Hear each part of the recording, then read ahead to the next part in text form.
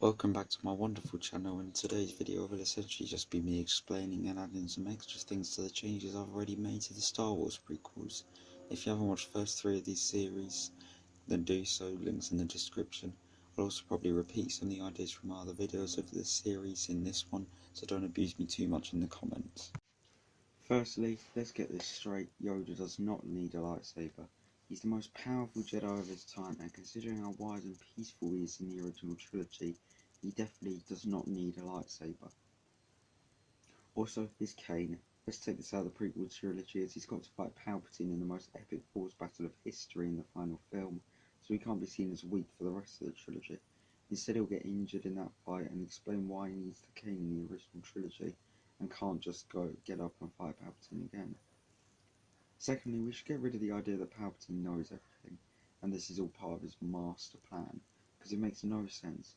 Instead of Palpatine wanting Padme dead and vitally needing her in her plan to lure Anakin to the dark side, he orchestrates the attacks at the start of Attack of the Clones, then stops them as he can sense something between the two and decides to put his eggs in that basket instead.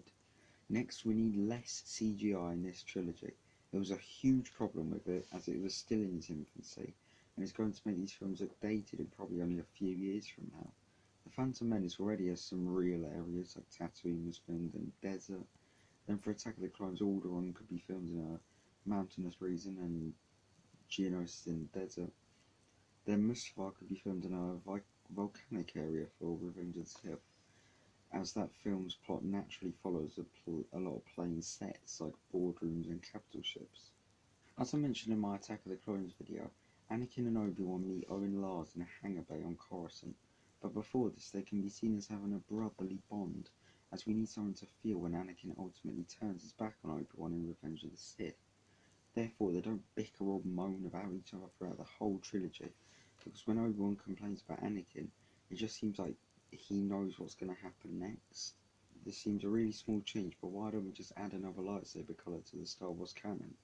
Also, he and Ki-Adi-Mundi charge the Separatist starship in Attack of the Clones, so it gives him a chance to show it off. He even has an orange lightsaber in the expanded universe, so why not put it here? Some of you probably noticed that in the Phantom Menace, instead of Jar Jar, I put Captain Tarpals, as Binks is a huge problem with the trilogy, just there to entertain the children. Then we can easily cut any scene involving Jar Jar, like we can cut that Sebulba scene in Tatooine as he fights Obi-Wan in the bar anyway, and we don't need him to give emergency powers to Palpatine as the clone army already exists. Also, Tarpals could be Bombad General for the final battle. He can also still be played by Ahmed Best, since Tarpals will just replace Jar Jar's role, although he will probably only make an appearance in the Phantom Menace, as he's simply not needed for the rest of the trilogy. Next on my list is fixing Anakin's rushed fall to the dark side. He does nothing evil in the Phantom Menace, is extremely sinister in Attack of the Clones, and then becomes a bad guy within seconds in Revenge of the Sith. So let's just make that more spread out. Firstly, let's bring back the deleted scene from the Phantom Menace where he fights Greedo, showing a bit of anger and overconfidence already. Then he'll get arrogant in Attack of the Clones, thinking he can fight Maul, failing miserably, making him hate Maul, but keeping it bottled up not to throw off Padme. Then he becomes properly angry in Revenge of the Sith, where he's annoyed at Windu and Obi-Wan, kills Maul and obliterates Grievous's mangled body. Another thing I'd like to change is poor old Hayden Christensen. We know he's not the best actor, and an interesting choice, Leonardo DiCaprio. Firstly, Anakin is 25 by Attack of the Clones in my script, and he was around 26, 27 when the filming was taking place, so that works. And he had twice as much experience as Christensen when it came to films, and he'd already had his big break in Titanic. DiCaprio even auditioned to play Anakin and met George Lucas to discuss the role, so it all works out and it all makes sense. And my final point in this list is when the films are set. Wars is in the title of the series, and it doesn't even start until the end of the second film. So let's change that, shall we? So the war will be taking place during the Phantom Menace, and there will be many battles across the galaxy, ones we don't see, but it's basically just the Clone Wars without the clones.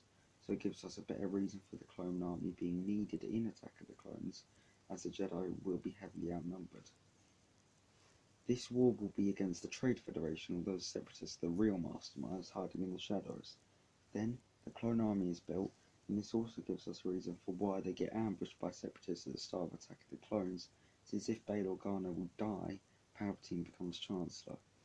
Also, the Jedi will make references to this war, and this will also explain why Anakin and Obi-Wan have to do everything, as the Jedi are spread so thinly across the galaxy.